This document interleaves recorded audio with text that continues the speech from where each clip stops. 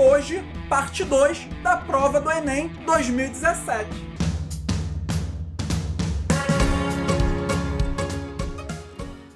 Olá pessoal, bem-vindos ao canal Fórmula de Soluções. Hoje nós vamos continuar resolvendo questões do Enem 2017. Agora, a parte 2.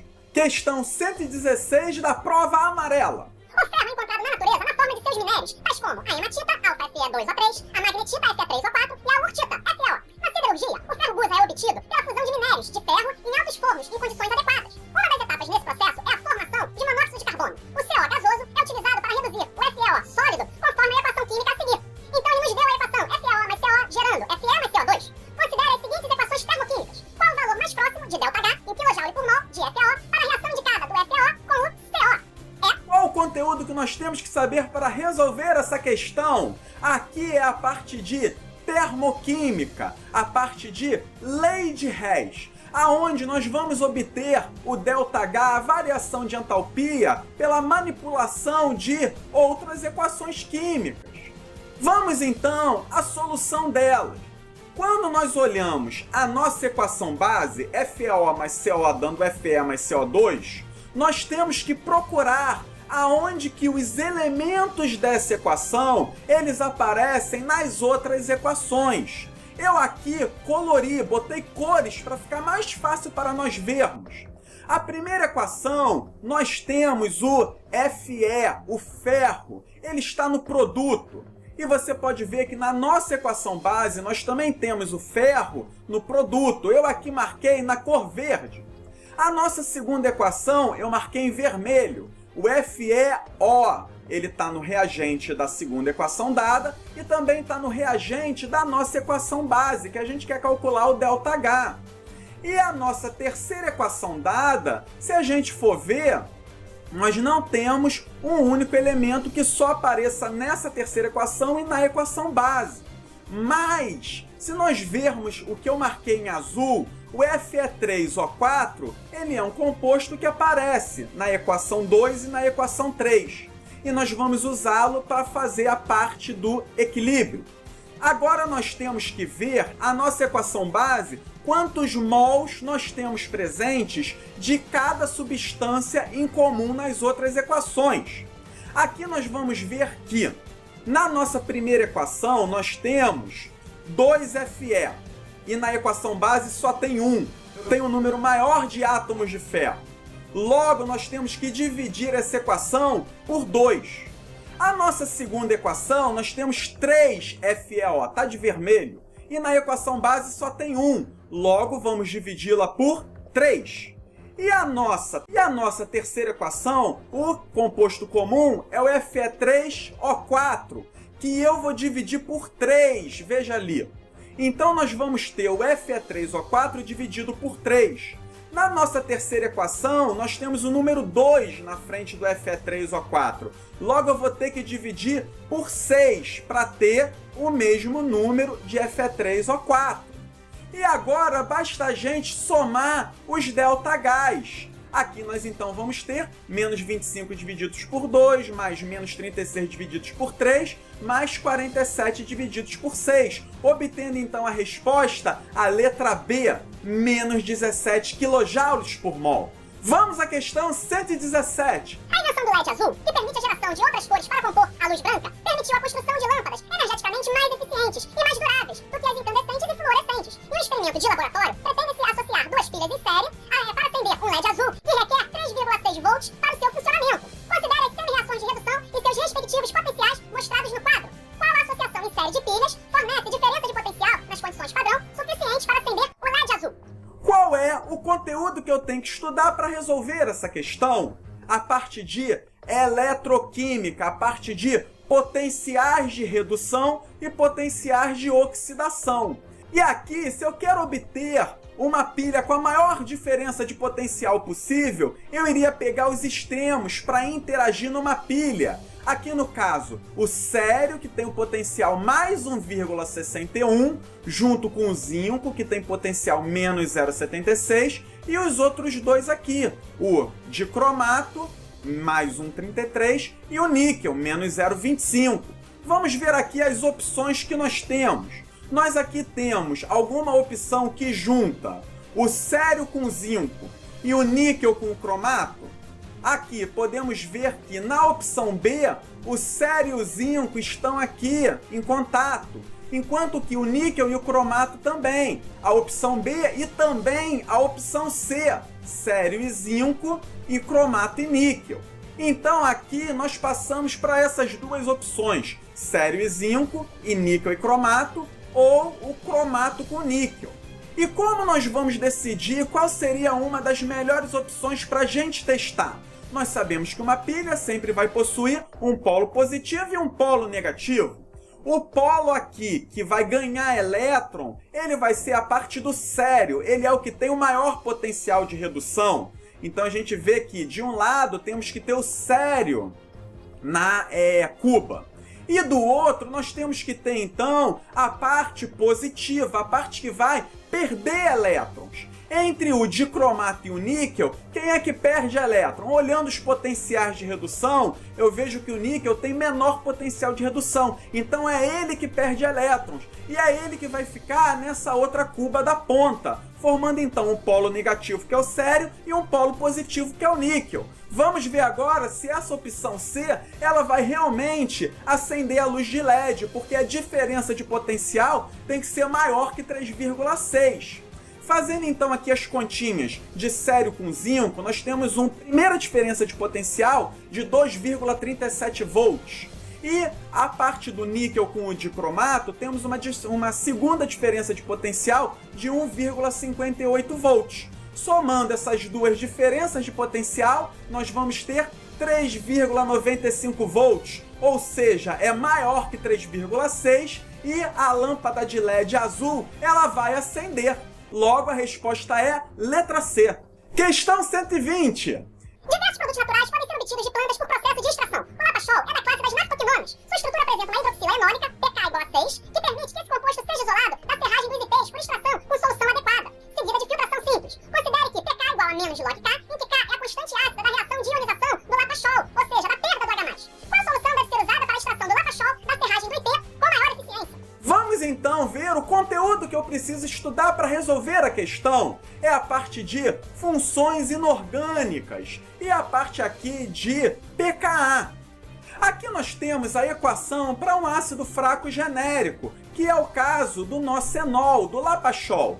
HA ele está em equilíbrio químico, em uma solução aquosa, né, gerando H+, e o A-, ele está ionizando.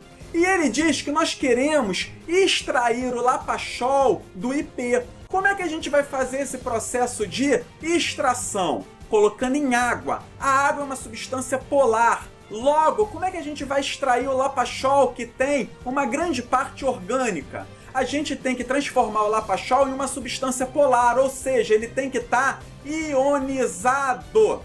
E aí, como é que nós vamos ionizar o lapachol? Como é que nós vamos retirar esse hidrogênio da hidroxila enólica? Nós podemos adicionar uma base, já que o ácido reage com a base formando sal mais água. E o sal ele é um composto iônico que tem uma maior solubilidade em água. Se aqui nós adicionarmos o carbonato de sódio, Na2CO3, ele vai gerar Na+, e CO3-. O Na+, ele em solução aquosa, ele aqui origina uma base forte. Ele vai aqui provocar a solução ficar básica. E o CO3-, ele origina um ácido fraco, o HCO3, o ácido carbônico. Se nós então colocarmos o Na2CO3, nós vamos basificar a solução. Logo, a parte da base vai reagir com o enol e vai gerar o sal. E aí, então, para nós realizarmos a extração, a resposta correta é a letra A. Adicionar uma solução de carbonato de sódio para formar um sal do lapachol e aí sim ele vai poder ser extraído do IP com uma solução aquosa. Questão 121. Alguns tipos de dessalinizadores usam o processo de osmose reversa para a obtenção de água potável a partir da água salgada. Nesse método, utiliza-se um recipiente contendo dois compartimentos separados por uma membrana semipermeável. Em um deles, coloca-se água salgada e no outro, recolhe-se água potável. A aplicação de pressão mecânica no sistema faz a água fluir de um de água através da membrana é controlado pela pressão osmótica e pela pressão mecânica aplicada. Para que ocorra esse processo, é necessário que as resultantes das pressões osmótica e mecânica apresentem... Qual o conteúdo que nós precisamos estudar para resolver essa questão? É a parte de soluções, a parte de osmose. E vamos agora fazer uma pequena lembrança. O que é osmose primeiro? Osmose é um fenômeno onde nós temos a passagem de líquido do meio menos concentrado, do meio que tem pouco soluto, para o meio mais concentrado, o meio que tem muito soluto. Esse fenômeno ele é natural e ele é devido à formação de uma pressão osmótica.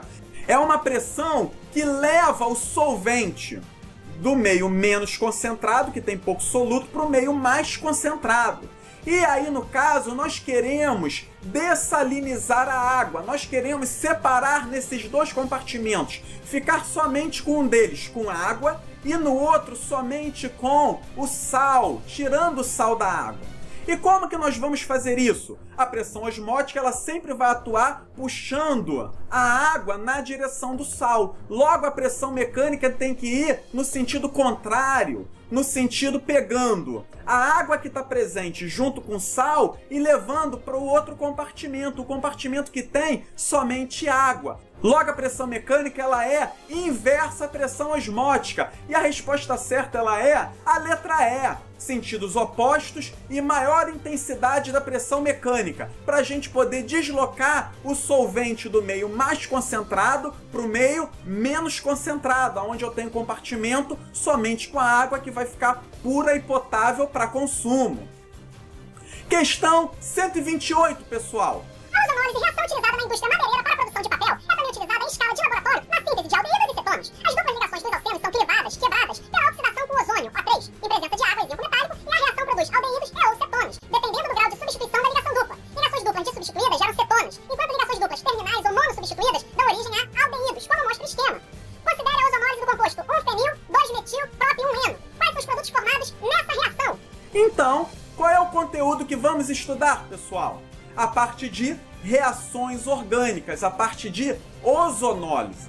E aí, nós aqui temos na questão explicando uma parte que a ozonólise da ligação dupla pode gerar aldeídos ou cetonas.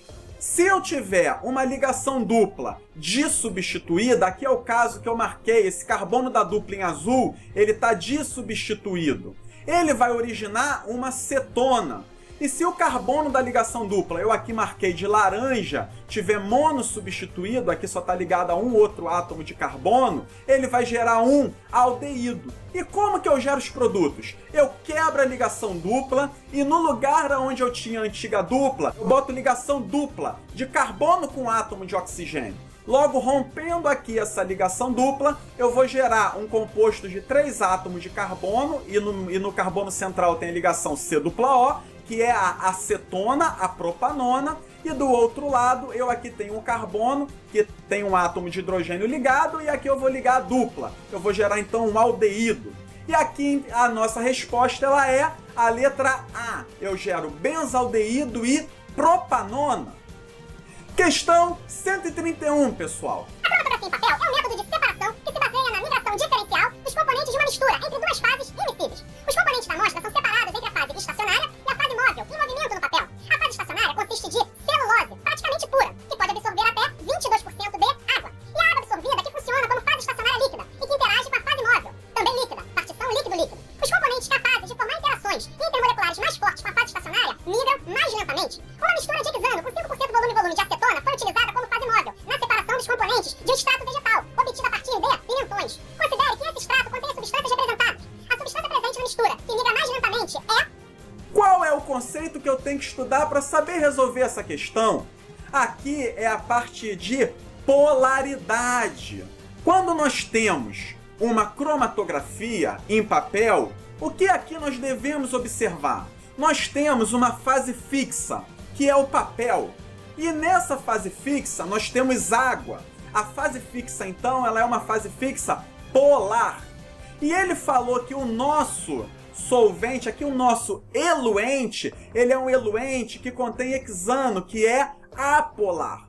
Ou seja, nessa tirinha de papel que eu estou mostrando aí para vocês, eu tenho água, que é a fase polar, e o hexano ele vai ascendendo pela tira de papel. E aí, quem é que vai agora migrar mais rapidamente ou mais lentamente? Você aí tá vendo os pontinhos, né? Imagina que cada um desses pontinhos é uma dessas substâncias. Quem vai migrar mais rapidamente é quem interage mais com a fase móvel. A fase móvel é o hexano, que é apolar. Então quem sobe mais rápido vai ser a substância aí mais apolar. E quem é mais lento? Quem interage mais com a fase fixa, aonde eu tenho a presença d'água, que é polar. Logo, basta eu ver aí qual dessas moléculas ela é a mais polar. E a resposta aí é a letra D, capsorubina. Porque eu posso ver que ela é a molécula onde eu tenho a maior presença de átomos de oxigênio. Logo, ela é a mais polar de todas essas moléculas, interagindo mais fortemente com a água.